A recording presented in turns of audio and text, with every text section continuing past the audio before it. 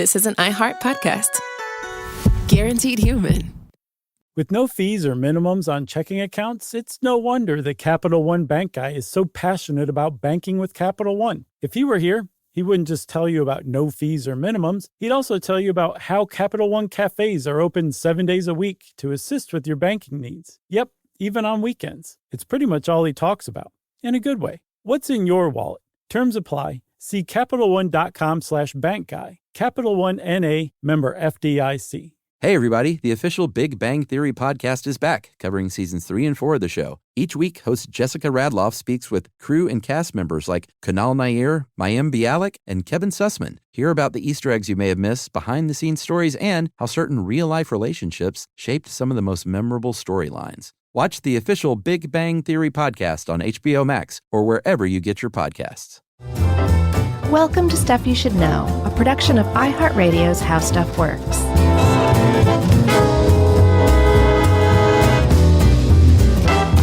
Hey, and welcome to the podcast. I'm Josh Clark, and there's Charles W. Chuck Bryant, and Jerry's out there somewhere, and this is Stuff You Should Know, million carat plated gold edition.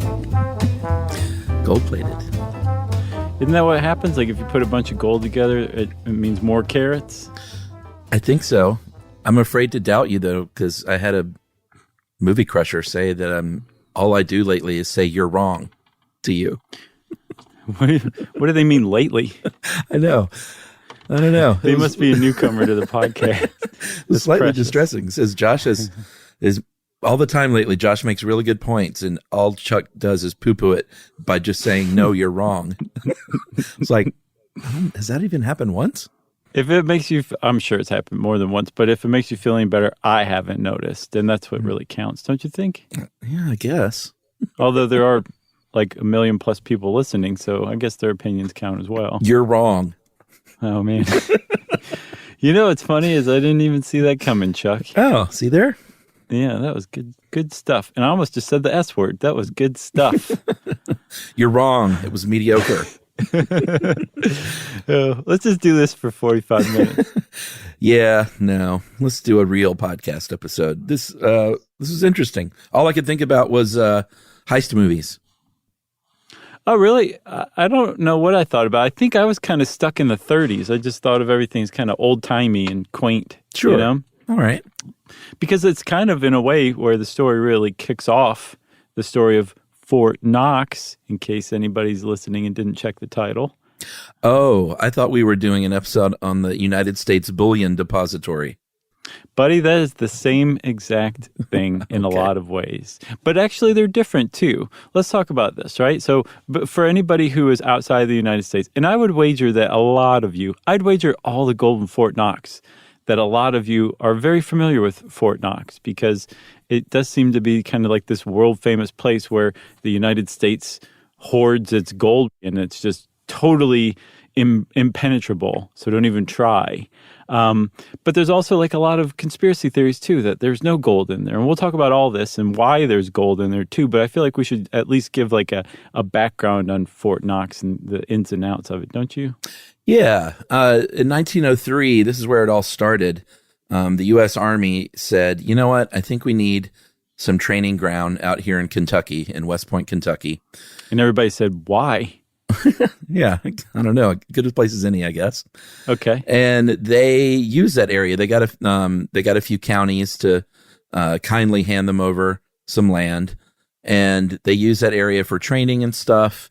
Made it a permanent training camp in 1918, and then named it after Henry Knox, a Revolutionary War officer, as Camp Knox. And someone very quickly said, that doesn't sound at all tough. It sounds like children belong here, and people are roasting s'mores. So they said, that's what I was going to say. How about Fort Knox? It seems like all the best forts started out as camps. Yeah. So they said, sure. In 1932, it became officially Fort Knox. Right. Nice one. So it started out as a legit army base, but then eventually in the 30s, which is why I've been stuck in the 30s because so much of the story takes place there, the United States Mint said, hey, we could use a new spot to store some gold because we got a lot of gold. and this isn't even all of it, but we need a new spot to store some gold. And they actually took possession of part of Fort Knox and built what's known as, like you said, the United States Bullion Depository there in Kentucky. And it is legitimately, Fort Knox is now not just the Army camp. Even more famously, it is really what you officially would call the United States Bullion Depository. Yeah, and the camp is still there, and some say it is there as sort of a means of maybe intimidation, maybe backup, like, hey, there's an Army camp right next door. But they, also asked to borrow that name because it sounded tougher than the Bullion Depository. And they said, sure, you can go ahead and just call that building Fort Knox as well.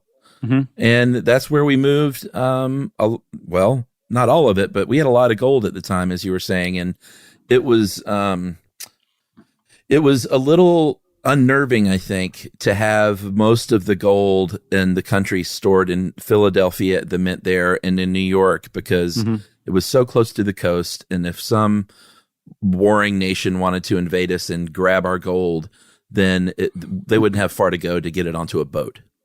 Yeah, no, truly, which is, pretty sensible, really. And I never really thought about that. But yeah, New York's not very far from water, and neither is Philly. So why not? So they decided to move as much as they could. And there was silver moved, too. There was a lot of stockpiles of silver that we're not even going to bother with in this story because it's silver. We're talking gold here. Yeah. And they moved a lot of it to Denver. And they very quickly said, well, the Denver Mint's a great place because it's protected from the Pacific Ocean by the Rocky Mountains, which that makes it much more difficult for an invading army to come in from the Pacific and steal it.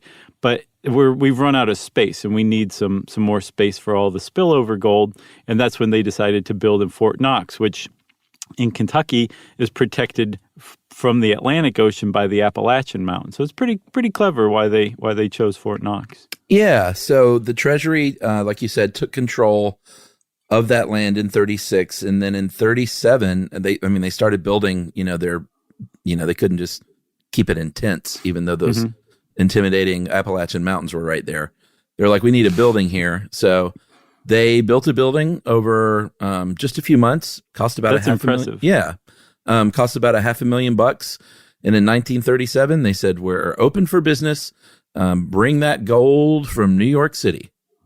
They did, and they did it exactly the way that you would think they would do it. They had they had a secret location where they were loading it. They sent a bunch of trains out that were decoys, and it didn't all happen at once. It wasn't one shipment that made its way from New York and Philadelphia over to Kentucky. It would have been in the movie, I think. Exactly, yeah. But it happened actually in many shipments over several years. But supposedly they did it sometimes darkness of night. There was decoys, and they were always protected by a number of groups, from the post office inspectors that are licensed to carry guns. Yeah. Which I hate to say it, everybody, but that's the one that you would try to hijack if you were going to hijack. Yeah, let's be honest. Yeah, right.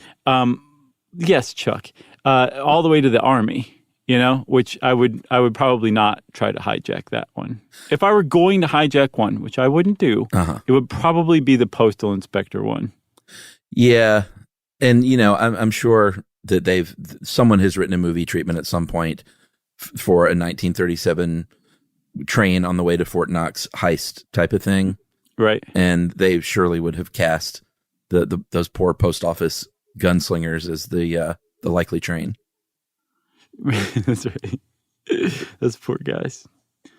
So we've got the gold showing up at Fort Knox, and the thing is this was people knew about this. It wasn't done in secret. This is known about, and I think I get the impression that the reason that it was talked about and discussed, and there were little tidbits here or there in the popular media.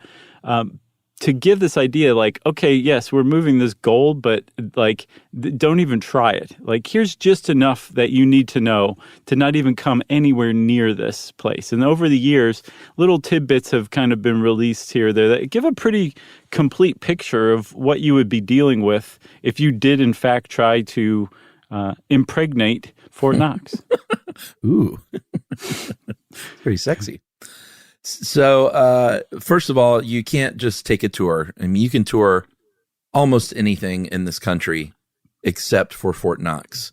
Even if you're a sitting congressperson, the chances are you're probably not going to get a tour. Yeah. I mean, if Ed is correct here, who helped us put this together, there have only been 3 official tours. Is that right? Yeah, that's what I saw. So there was one from FDR himself, which is pretty understandable. Sure. There was one in the 70s, which we'll talk about, which made sense, but it was a congressional delegation. And then I think in 2017, Stephen Mnuchin and a delegation toured it. So there's at least 3, but those are the 3 that we know about. There may have been more, but I would think they would kind of publicize that, because the whole point of being a delegate to tour Fort Knox is to basically reassure the public there's a lot of gold in there. Don't even worry about it. Yes, the gold's there. That's pretty much the reason why anybody gets a tour of Fort Knox. I wonder if they let FDR in and just to say, hey, you might as well just urinate on this gold in person, because that's what you're about to do with policy. That's probably what happened. We'll get to that later with the gold standard. And of course, you didn't urinate on it, even with policy. You don't know. You can't ever tell with that FDR. So here's a bunch of things. And this next bit is going to be just sort of a lot of the facts and figures that we know and we've gleaned over the years. Some comes from official releases. Some comes from an old 1930s issue of Popular Mechanics, which is kind of cool. But should we take a break first? Oh, sure, man. I think that's a great cliffhanger. All right, great. We'll be right back.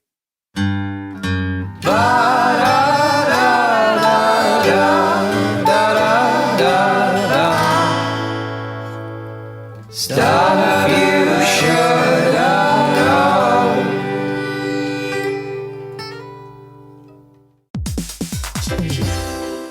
If you own a home, you already know stuff breaks. It's not if, it's when. And somehow it's always like the AC in July or the fridge right after you go to the grocery store. That's why you always hear people say they don't make appliances like they used to, because it's kind of true. That's right. Good thing there's American Home Shield. With an AHS home warranty, they can help fix major home systems and appliance breakdowns like your AC, plumbing, or fridge. And if they can't repair your covered item, they'll replace it, no matter how old it is. And that's huge, because fixing an AC can cost a lot. Like, hey kids, our vacation is canceled a lot. Plus, as a benefit to select plans, you can get real-time video help from live repair experts to troubleshoot home hassles at no extra cost. Listen, everybody, home ownership is already stressful enough. No need to upset your wallet. So check out American Home Shield now and get 20% off any plan at ahs.com/SYSK and see promo details. See ahs.com/contracts for coverage details, including service fees, limitations, and exclusions. American Home Shield. Don't worry, be warranty.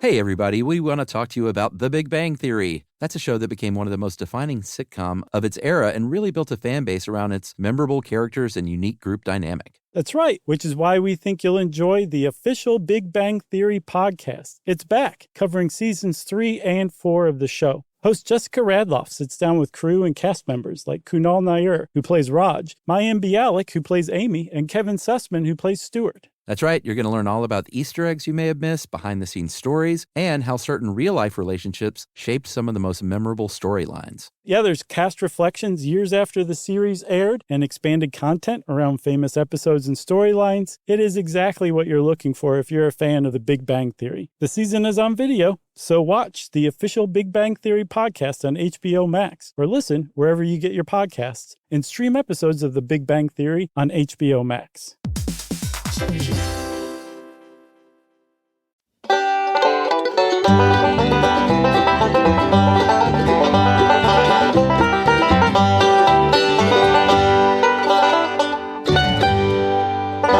All righty. So we promised you stats and figures about Fort Knox. And 1930s issues of Popular Mechanics. I know. How's this for you? The vault requires, of course, multiple people to open it up. And each person, nobody knows the entire combination. Each person it knows only a part of it. And even if you got it open, there's a 100-hour time delay lock. So you got to wait. If you have them at gunpoint and you force them all to open it, you got to sit around and wait for 4 days, no matter what. That's my favorite one.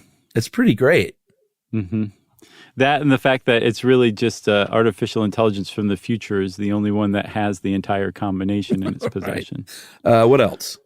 Well, let's see. The vault itself is actually inside a building. So you remember in our Alcatraz episode where the cell blocks were buildings inside of the larger prison building? Yeah. That's exactly the same thing. And not coincidentally, they were built around the same time. So I think there was that kind of, impenetrable building within an impenetrable building in the zeitgeist kind of thing going on. And the only place the vault and that building are connected is on the floor, but don't even think of coming up from under the floor because the flooring is 2 feet thick of granite. Which you are not going to get through, even if you successfully dug under. And I'll just go ahead and tell you why you would not be able to successfully dig under the building from the outside is because you have barrier after fence after razor wire separating you from the building. There's a huge blank field around the building, so it's not very easy to kind of walk up to it. And they apparently have said that the field around the building is a minefield. Yeah. Which means that they apparently studied cartoons to design Fort Knox, which I love. They're like, what would Wile E. Coyote do? Exactly. Yeah, it is. I mean, it's definitely worth Googling an aerial image of this building. It's pretty interesting. I mean, it sits out in the middle of nothing. In this big flat area, and there's like a circular driveway around it. Mm-hmm. Mm-hmm. And, it's made of what you think it's made of, which is granite and concrete and steel. They said that the walls are also 2 feet in thickness, and inside those walls are fabricated steel coils that are so closely smushed together that they say a human hand can't even get between them. Right. So you need a baby. Or a child. Yeah, you need a baby hand.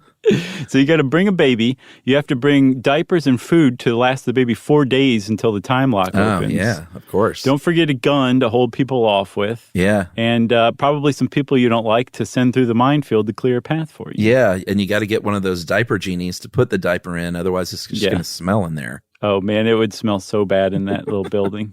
Here's another cool thing. Well, the whole building isn't huge. I mean, it's not small. It's 10,000 square feet, but it's not, I don't know. You think of Fort Knox and you think of something the size of like a maximum security prison or something like that. Mm-hmm. It's not huge, but the building inside the building, so the vault inside has an 18-inch space clear on every side, and they have all these mirrors everywhere. And of course, now they have real cameras. I guess this was from the Popular Mechanics pre-camera. You just use mirrors to make sure that you could see every square inch of this thing. Yeah, so if you did somehow manage to get inside the vault, the people whose job it is to watch the vault would see you immediately. And they Postal Service workers? Yeah. They would just start, lobbing dead letter office packages at you until you got annoyed and left. And of course, there's heavy artillery. There are 4 corner machine gun turrets, essentially, on the outer building. Just looking down on that. So I'm sorry, I was confused. Is that on the outer building or is that part of the vault? I think that's outside. No? Okay. I don't know. I couldn't quite tell. I didn't see it outside. Did you see him outside? Well, I didn't see any really close-ups. Everything was kind of an aerial. Mm-hmm. And I did see what looked like corner turrets, but maybe they are inside. Okay. I don't know if I'd be shooting up machine guns inside a granite room. Yeah, that's actually probably a pretty bad idea. Ding, ding. I mean, I've seen Wile E. Coyote too. Those bullets bounce all over the place. That's right. So you've also got a door to contend with. So far you've got 2 feet thick everything to get through, which means that your best bet is to go through the door because rather than 24 inches, it's only 21 inches thick. But you should probably be dissuaded by the fact that it's blast, drill, and torch proof, said the U.S. Mint director from back in 2016, Philip Deal. Yeah, and again, this is all under the banner of don't even think about it, buddy. Right. Between there's a corridor that encircles the vault, and then the outer wall of the building, they do have some offices. I guess that's where Dottie, the secretary, has been since 1950-something, answering phones. Or Danny. That's true. Sure. I don't think they gave jobs like that to Danny in the 1950s.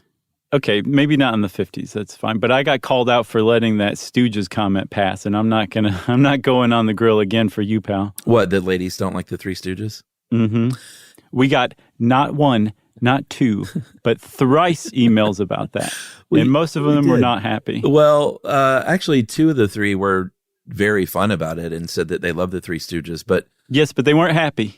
One I couldn't tell, and I even wrote her back, and I was like, I can't tell if you're really mad. Well, and I said, I was just, if you Google women don't like Three Stooges, it's a trope. I mean, it's a familiar trope. I wasn't like inventing some sexist thing. I was just kind of funning around with it. Yeah, it's like everybody not liking Detroit or Kentucky. Like Google that. Right. Or Google women don't like Rush, the band. Hey, let's bail out of this while we still have our limbs. No, people can like what they like, but trust me, I've been to a Rush concert and there was a lot of masculinity in that room. What year was that? Because I'll bet I was at the same concert, depending. I went to, it must have been 88 or 89. No, I wasn't at that one. Okay. Yeah, you were. This would have been maybe like 92, 93. We just missed each other. Yeah, just by a few years. Had I just hung out at the Omni for 3 or 4 more years, or had you, we would have passed each other. But you're right. Women like all sorts of things and men like all sorts of things. That's right. And Danny and Dottie can both be secretaries. That's right. And we don't even call them secretaries anymore. Chuck, we should just stop podcasting altogether. We have aged out of it. So to me, the only way in would be the escape tunnel. Yes, which they've thought of that. They realized that they actually put a tunnel underground that you could use to get into the depository, the actual vault.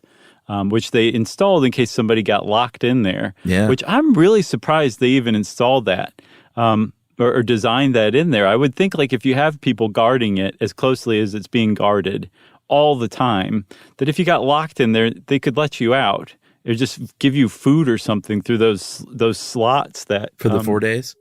Yeah, or just have food in there. Yeah, that's an even better idea, actually, now that you mention it. But no, they didn't do that. They actually put an escape tunnel in so that you can crawl out. It's not like a pleasant walk or anything. You crawl like through this tunnel and then out into the minefield, basically. But the door that you reach that lets you outside only opens from the inside. It's impossible to open from the outside, which I take to mean it doesn't have a doorknob on the outside. Right. And then it's guarded 24/7 by people who are ready to just shoot you up if you try to approach this door with your own doorknob that you brought to open it from the outside. Right, because you're not going to come in here with presumably a freight train to steal all this gold. Where are you going to put the tracks? You can't do it. How are you going to get that gold out of there?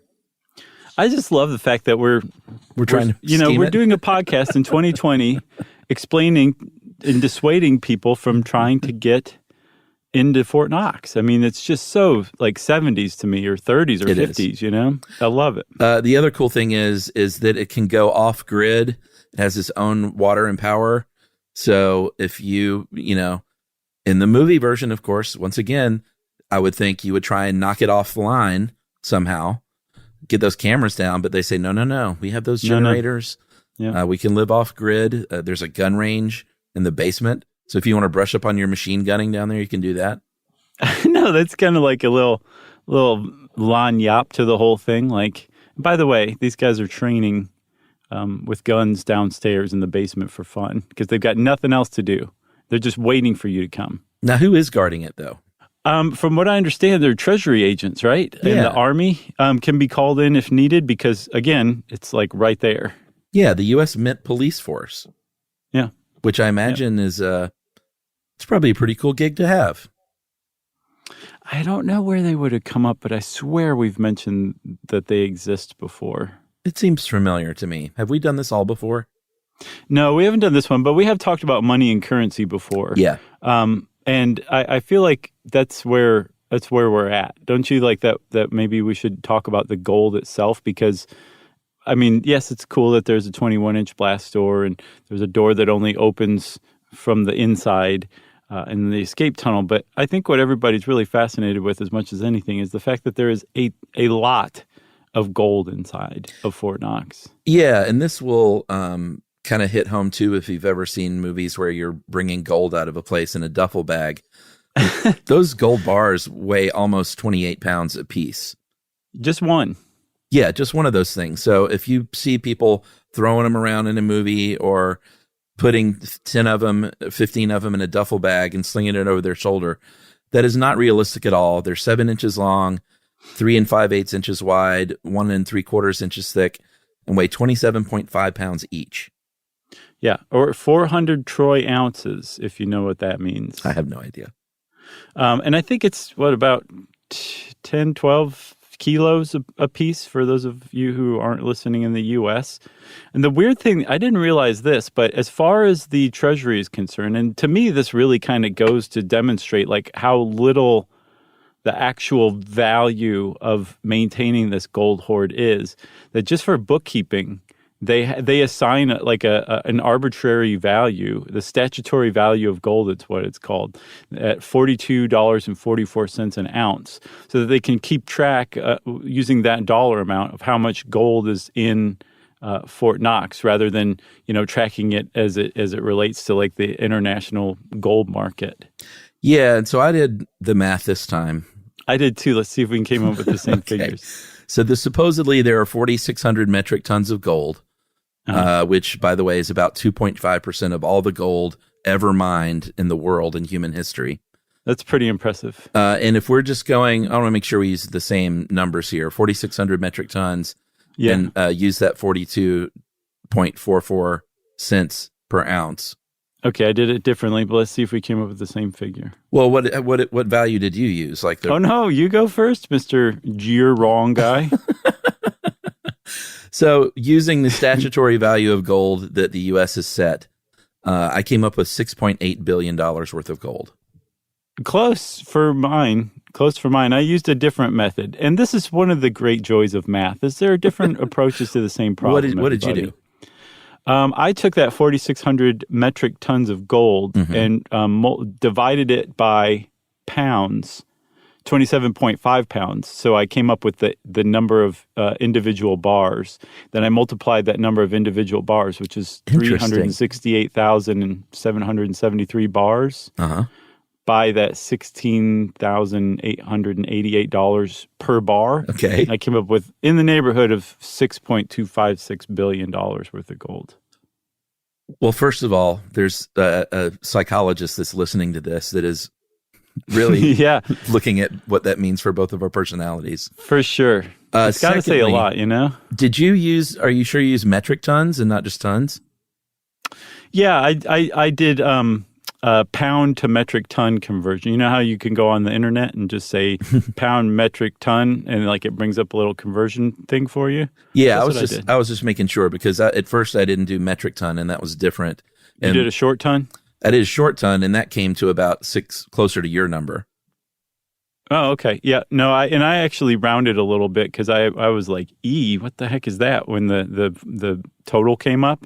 So I went back and redid it, and I didn't feel like plugging in all the same numbers, so I rounded it a little bit. What I did was I just took how many ounces are in 46 in a metric ton, multiplied that by 4,600, and then multiplied that by 42.44. Right. Well, I propose that we move along because I just suddenly realized there's probably people whose like their fingertips have dug under their eyeballs. They're in such agony hearing us discuss math like this. Well, what's important is that the Fed in New York actually has more gold in their Manhattan vault, which was in a movie, 6,000 tons of gold. That would have been Die Harder? Die Hard 3, I believe. It may have been Die Another Day? I don't know, but it was a good one. That was the one with Sam Jackson. Yeah, that was pretty good. And by the way, I need to say something. I realized that I said Event Horizon is a good movie and holds up. I went back and saw it again, No. Uh-huh. and I was like, this is way jokier than I remember from last time. Oh, really? Yeah, and sadly, there's a sheen or a coating of hokiness that I guess maybe they brought in somebody to punch up the script or something, and that was their contribution, but it's not. So it doesn't hold up anymore? No, and it's a great galactic Lovecraftian horror movie in concept and in some parts, but no, it's unfortunately rather hokey. I'm a little gutted to say that, as our British friends would say. Maybe you should watch it again in like 3 years, and it might be back on track for you. I will. Maybe You never know. Maybe it's me that's the problem. Well, taste waxes and wanes. Yeah, that's true. That's true, Chuck. There's some other stuff in Fort Knox, and there has been other stuff through history in Fort Knox because it's just a great place to keep stuff if you don't want to lose it or have it stolen. They have some rare coins in there. These are coins that were not released to the public. They may have been promotional coins or test pressings. And so there's some of that stuff, including the Sacagaway dollar coins that flew on the space shuttle. Is that funny? Yeah, that's Sacagawea. Yeah, that's like the American bastardization. It's Sacagaway. Oh, well, maybe we should keep this in. Okay. Because I've never heard anybody say that. I really thought you just mispronounced it. Other people say it like that? Yeah, I think it's one of those things where like the native pronunciation is Sacagaway and Americans were like Sacagawea. No. Oh, my God. I've got so much egg on my face. Maybe we won't keep this part in. You have to say it. You said it wrong, though. You have to be like, that's wrong. That's wrong. Okay. Thank you. So it is Sacagaway, huh? Is it Sacagawea? I think it's just Sacagaway, and I only learned that from Ken Burns. God bless Ken Burns, America's his teacher. haircut, and you, man. Thank you for setting me straight in front of a million people. Let me see here. A 1933 gold double eagle $20 coin. That's kind of cool. Yeah, sure. There's an aluminum penny, an aluminum penny from 1974, which I'd love to see that thing. I would too, but it just strikes me as a little sad. Sure. There've also been, because Fort Knox is just so well known as this impregnable place, and it really is, legitimately, you cannot get into it no matter how hard you try. It's actually served as the storehouse for some like truly valuable stuff. Like the Declaration of Independence, the Bill of Rights, the Gettysburg Address, a Gutenberg Bible, the Magna Carta. Actually, during World War II, England's like, hey, can you hang on to this for us? Because the Germans are really like up our butts right now. That's kind of cool. Yeah, so we held that at Fort Knox during World War II, which is, that's just fascinating. To the idea that some secret service agent traveled secretly with a bunch of these documents from Washington, D.C., and put them on a train out to Kentucky to go to be held in Fort Knox during World War II. I love it. That's really cool. And that was temporary, I think. Didn't they return them right afterward? Oh, yeah, for sure. Apparently, they dedicated the Jefferson Memorial in 1943, and they're like, we need to get the Declaration of Independence out there. And they found out that the guards were using it as a placemat to eat their dehydrated foods. No, they'd swapped it with something that they only use crayon to forge. Kept the original themselves. So should we break now before conspiracies or wait and break before gold standard? We'll break now, and I'm not 100% sure I'm going to be able to come back from that Sacagaway thing. Okay. So it might just be you when we come back from break. No, never.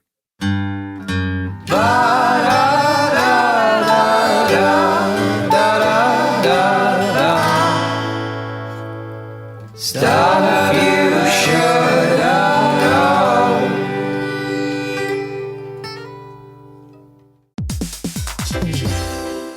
If you own a home, you already know stuff breaks. It's not if, it's when. And somehow it's always like the AC in July or the fridge right after you go to the grocery store. That's why you always hear people say they don't make appliances like they used to, because it's kind of true. That's right. Good thing there's American Home Shield. With an AHS home warranty, they can help fix major home systems and appliance breakdowns like your AC, plumbing, or fridge. And if they can't repair your covered item, they'll replace it, no matter how old it is. And that's huge because fixing an AC can cost a lot. Like, hey kids, our vacation is canceled a lot. Plus, as a benefit to select plans, you can get real-time video help from live repair experts to troubleshoot home hassles at no extra cost. Listen, everybody, home ownership is already stressful enough. No need to upset your wallet. So check out American Home Shield now and get 20% off any plan at ahs.com/SYSK and see promo details. See ahs.com/contracts for coverage details, including service fees, limitations, and exclusions. American Home Shield. Don't worry,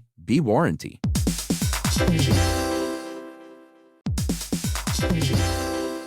Hey, everybody, we want to talk to you about The Big Bang Theory. That's a show that became one of the most defining sitcom of its era and really built a fan base around its memorable characters and unique group dynamic. That's right, which is why we think you'll enjoy the official Big Bang Theory podcast. It's back, covering seasons 3 and 4 of the show. Host Jessica Radloff sits down with crew and cast members like Kunal Nair, who plays Raj, Mayim Bialik, who plays Amy, and Kevin Sussman, who plays Stuart. That's right. You're going to learn all about the Easter eggs you may have missed, behind-the-scenes stories, and how certain real-life relationships shaped some of the most memorable storylines. Yeah, there's cast reflections years after the series aired and expanded content around famous episodes and storylines. It is exactly what you're looking for if you're a fan of The Big Bang Theory. The season is on video, so watch the official Big Bang Theory podcast on HBO Max, or listen wherever you get your podcasts, and stream episodes of The Big Bang Theory on HBO Max. The springtime thaw is finally here. Flowers are blooming, days are longer. We're saying yes to more plans and finally getting outside, running, walking, just moving again. It's the perfect time to upgrade your everyday go-tos with Bombas. Take Bombas sport socks. They're super comfortable and designed with sport-specific tech for running, cycling, yoga, hiking, you name it. I use them to run in, and I can tell you they work beautifully. So head over to bombas.com and use code SYSK for 20% off your first purchase. That's BOMBAS.com, code SYSK at checkout. Hey, everybody, here's a fact for you. In the United States, there is a break-in every 26 seconds, and that means that somewhere right now, an intruder is getting closer. And the problem with most security systems is that they only alert you after the break-in has started, and that's too late. Well, that's what makes SimpliSafe different. They use alerts. SimpliSafe's US-based live agents, they identify threats on your property and help deter them before they actually break in. So the intruder never gets into your house. The crime is stopped before it even starts. That's right. And another great thing about SimpliSafe is they have no long-term contracts. They give you peace of mind and great value with their monitoring deterrence plans because they just start at about $1 a day. Yeah, SimpliSafe sent us a setup years back, and I still use mine every day. Yeah, and apparently setup, you can do it by yourself in under 30 minutes, so it's a really good value and it doesn't take long. So if you want to experience the SimpliSafe peace of mind, you can take advantage of the SimpliSafe discount offered to Stuff You Should Know listeners. Right now, you can get 50% off your new system by visiting simplisafe.com/stuff. That's half off at simplisafe.com/stuff. There's no safe like SimpliSafe.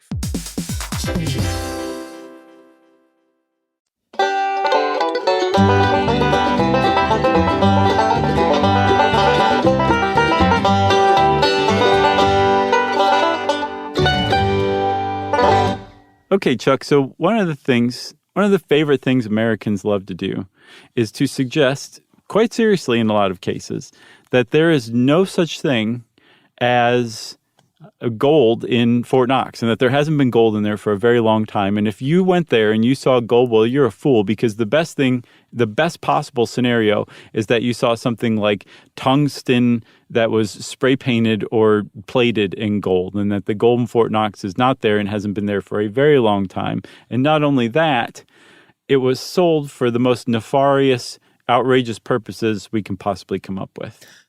Yeah, so they audit Fort Knox and they count the gold.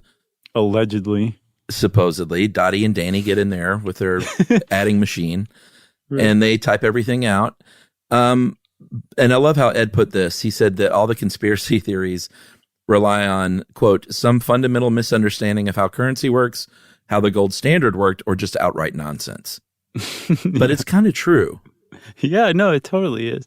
Because there's this call for, which we'll talk about, the gold to be used again the way it originally was, which is to back our currency.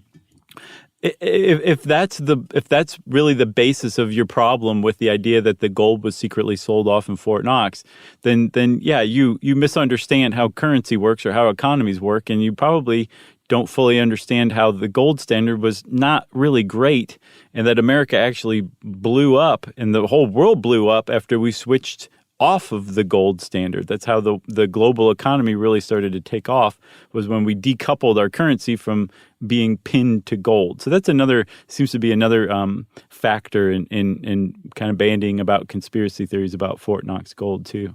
Yeah, and a lot of these conspiracy theories are anti-Semitic. Yeah. There are, believe it or not, there are some really smart people who may or may not believe in some of these theories, and some that believe we should go back to the gold standard, including Alan Greenspan, a woman named Judy Shelton, who Trump tried to push for appointment to the Fed, to the Federal Reserve. And I'm not sure if she believes in the conspiracy theories or she just wants to go back to the gold standard. Yeah, they're not. I mean, it's not hand in hand. It's right. Just if you do think we should go back to the gold standard, it's basically impossible for your attention not to fall on Fort Knox. And then you may be like, well, is there even gold there? Yeah, true. But there are some truly wackadoo things out there. This Peter Better guy. Is that how you're saying his name? What is it? Better? If his name's not Peter Beater, then I'm sad. I am too. Peter Beater. Beter. That's what I'm going to call him, at least. Yeah, it's like Peter with a B. Yeah. But his first name's Peter. It's magnificent. It's perfect. Yeah. So he has thrown a lot of conspiracies out there since the 70s, including a popular one that we sold off all the gold to these global elites for next to nothing, so they could hoard that gold and then one day just destabilize the economy of the world and ascend to power, basically. Yeah, because they would have all the money, and they sunk the value of the money so they could buy everything else at rock bottom prices like they bought the gold. Apparently this involves the Rothschilds, which automatically makes the whole thing anti-Semitic, because the Rothschilds started out and are still around as far as I know, as a Jewish banking family many, many centuries ago, and rose to power and wealth pretty quickly, and actually had a huge role in a lot of world affairs, like were able to bail out entire nations like France after they went into debt over war. Like this family could do that. And it started a lot of conspiracy theories. So they're kind of like one of the OG conspiracy theories. And usually it was based on a combination, or it was based on suspiciousness of a combination of them being Jewish and them being extraordinarily wealthy. Yeah, there's this other guy his name is Jan Nieuwenhuis. I'm sure that's wrong. He had an alias named Koos Jansen, Koos. And I listened to and read some interviews with this guy. And did you check into him? He seems like a pretty level-headed economist, right? That just seems to think that these audits aren't correct and there is something hinky going on. He didn't seem really out there, though. No, but it seems like a case of paying too much attention to details and starting to see things that aren't necessarily there, or if you do turn up a discrepancy, assuming that it does reveal some larger plot rather than just being a mistake or an accounting error or somebody forgot to carry the one. That's my impression. I could be wrong. I don't know much about Koos Jansen. Yeah, but the interview just seemed very level-headed. He wasn't talking about robotoids, which is what Peter Beater talks about. Right. Literally talks about stuff like that. Well, that's what makes it believable, is the oids on the end. If it were just robots, it would just seem rather far-fetched. What about Ron Paul? His is a little out there. He thinks it's all fake, right? So Ron Paul, I can't tell if Ron Paul is the source of a lot of this or was an amplifier for a lot of it, but he's tapped into or is part of one of the larger kind of followings of conspiracy theories as far as Fort Knox is concerned, which is that either, like I was saying earlier, there's either no gold there, really, or the gold that is there is fake, and the real gold has been sold, and that the U.S. has been doing this for a very long time for all sorts of uncertain reasons, like that. And that usually these days that China's been the big recipient of cheap gold. And maybe we've been doing that because if we sell China a bunch of cheap gold, it will actually keep the dollar low and will strengthen our exports. I'm not quite sure how that works. There also seems to be a certain amount of like national pride associated with it. Where like, no, that's our gold. That's the people's gold. It can't be sold off secretly by the government. And here's to me where it's like, even if there isn't any gold in Fort Knox, at some point in the not too distant past, but the past for sure, we've gone so far beyond that having any importance whatsoever based on the dollar value of the gold in Fort Knox, that it legitimately doesn't matter. But that's why I think some people are like, no, it does matter. That is our gold. That's America's gold. I've seen it referred to, I think Ed said somebody referred to it as the equity of our national wealth. And there seems to be like a certain amount of like American pride or patriotism in being really mad about the idea that Fort Knox doesn't have any gold anymore, that the American people were duped by, whatever elites are running the show at the behest of whatever Jewish people are running the elites. Right. Because here's the deal, and this is where we kind of get in more to the gold standard. And we talked about this in currency and how both of us are kind of consistently blown away that all money is just something that everyone has agreed on has value. Yeah. And that's which we've been doing the power forever. of it. Yeah, since there has been little ingots and trinkets. Yes. As long as you agree, I mean, it could be it couldn't be a stick. It has to be something that you can't just go out and forage, although you can with gold, which is a problem. Well, yeah, you can. I mean, like think about wampum. That was extensively used in, I believe, the Pacific Northwest by more than one tribe and nation. Wampum they were like little seashells that you could go and collect if you wanted to, and they were considered valuable currency and were for a very long time too. So it could conceivably be a stick as far as humanity's concerned. Right. But in our case, in the case of paper money these days, it is we've had to make it incredibly hard to recreate and counterfeit. You can also listen to our counterfeiting episode. But what really struck me kind of with that thought experiment this time is that gold really doesn't have much value either as a commodity. It's nice for making pretty trinkets, but they use it in some electronics and stuff like that. But we've also just sort of agreed that gold is valuable. And the only thing that really has true value is food, air, and water. If you think about it, and love. Mm-hmm. And the irony is that we're doing our best to kill all that stuff away. Oh, Chuck. The stuff that really matters, man. Bravo. I want to give you a hand to help you down from your soapbox, and I'm going to put a king robe around you, okay? Okay. Is it gold flecked? It's gold flecked, and it's got like the little white leopard like collar. Okay? Yeah, whatever that is. You look great in it. That was wonderful. No, it's just so funny. These things that we've agreed have value really don't. And the things that really, truly have value are really just the things that keep people alive. Right. But even like taking that hippie stuff out of the equation, there was a time where people said, no, gold actually is valuable. People have valued gold for eons now. Like it's one of the first things humans agreed had inherent value, even though it doesn't really have inherent value. Because it was shiny. Yeah, and so it made sense that we would say, gold's really hard to lug around, and like you don't want to actually trade gold. How about we make paper that represents a certain amount of gold? And so that's kind of where we got paper currency in the world, and that's what we've been using for a very long time. But over time, the problems, the issues that can arise from pinning your currency to gold, they became apparent. For one, you're limited to the amount of gold that exists in the world, which is substantial. I mean, all the gold in Fort Knox is only 2.5% of all the gold that was ever mined. So there's a lot of gold in the world, but that's a finite amount, which is why some people are like, yeah, that's why we should pin our currency to gold. It prevents it from getting out of hand, and you can't just print however much you want. The problem is it's like you were saying, like with a stick, you can go in the forest and go get a bunch of sticks. Conceivably, you, a private company, could go mine a bunch of gold that you found. You found a hoard, and you can mine it, and that will affect the value of not just gold, but of entire national economies and the global economy as a whole if everybody's pinning their currency to gold.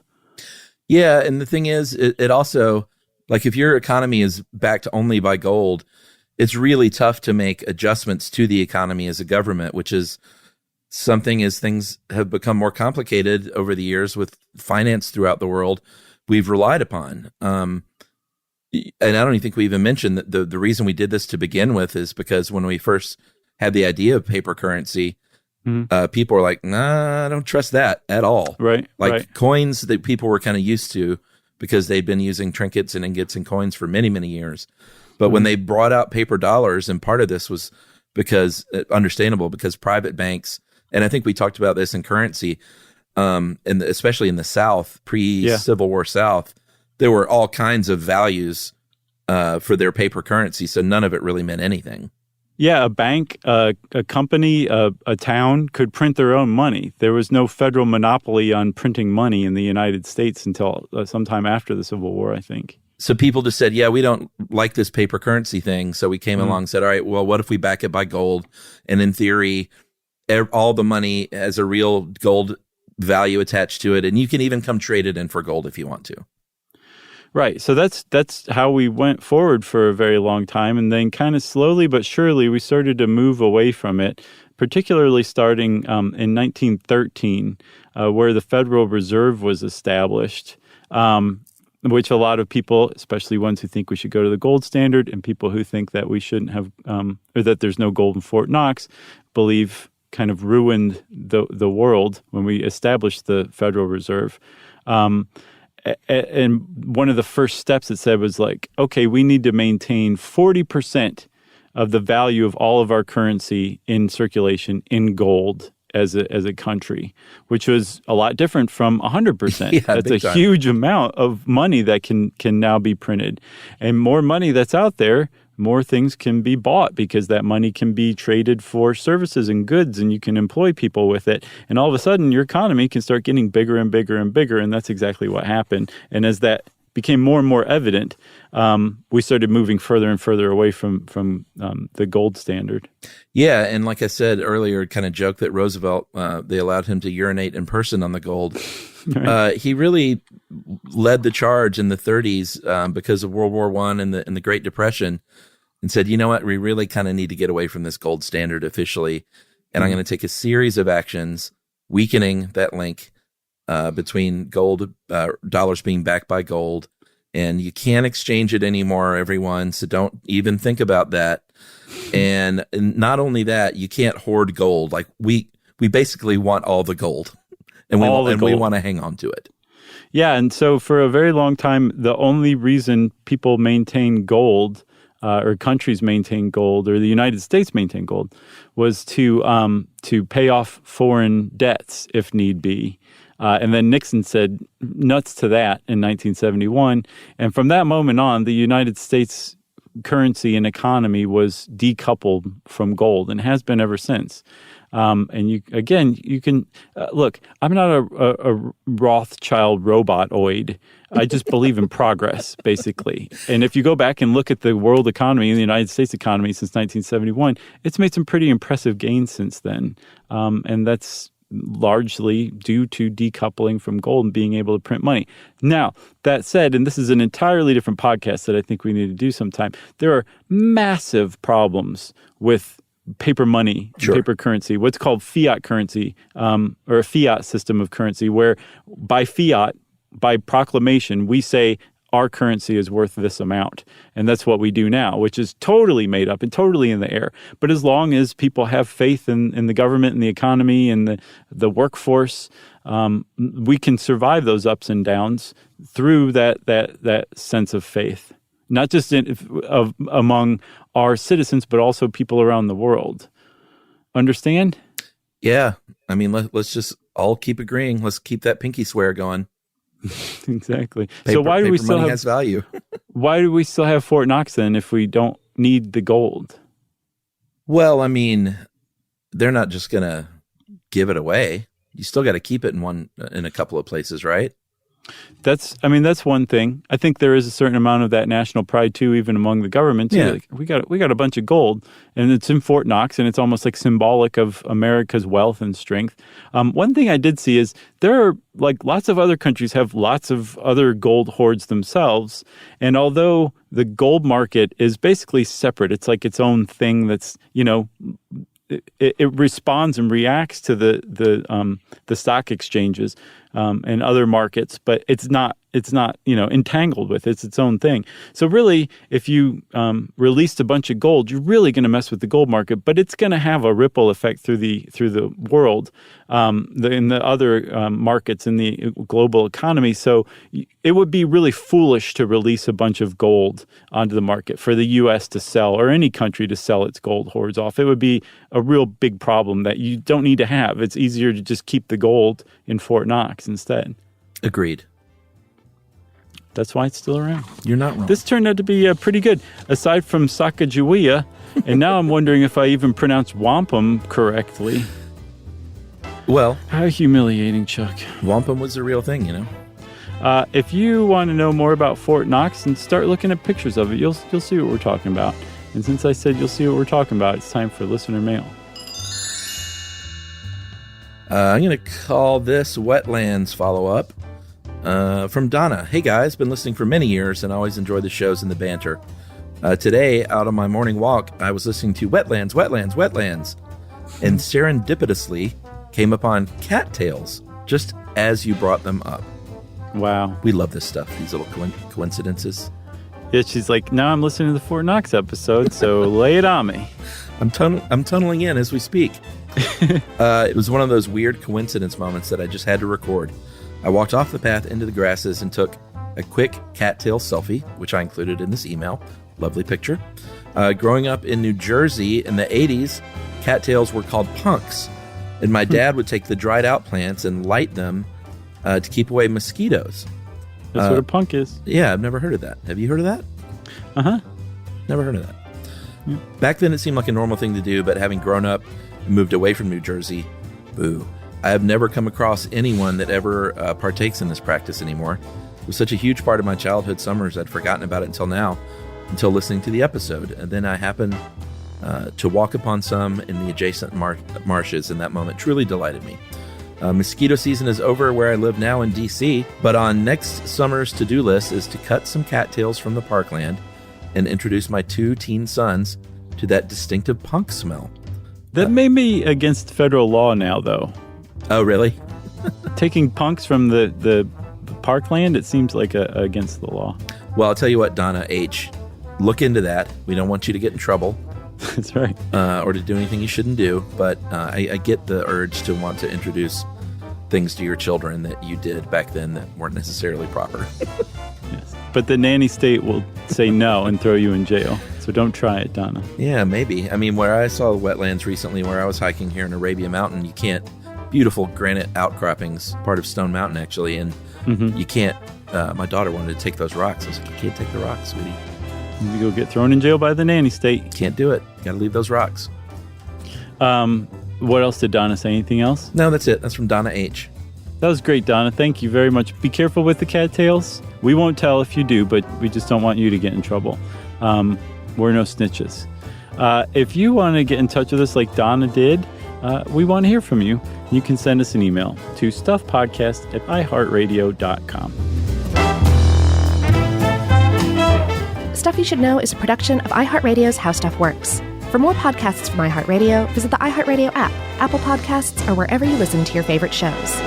Everyone knows winter is the real mess maker. You don't need WeatherTech floor liners for summer unless you hit the beach and half the beach ends up back in your car, or the campsite dirt ends up in your trunk. Then you'd want a cargo liner, or a road trip goes sideways, lemonade spills, ketchup goes rogue, ice cream drips. Yeah, you'd be pretty happy about those WeatherTech seat protectors. So just to be clear, as the mud you're inevitably going to step in this summer, you don't need WeatherTech unless you plan on doing summer. Visit WeatherTech.com today. The next time you end up with something on your shirt, don't turn to your usual detergent. Check out Tide Evo. Tide Evo represents over 10 years of innovation in product development. It's a revolutionary 100% concentrated waterless laundry tile made of compressed microfiber soap layers rather than liquid or powder. It's not pods, and it's not sheets. It uses 6 layers of detergent fibers to deliver superior cold water cleaning without plastic packaging. It's mess-free, lightweight, and dissolves quickly. Try new Tide Evo. Real laundry magic. This is an iHeart podcast.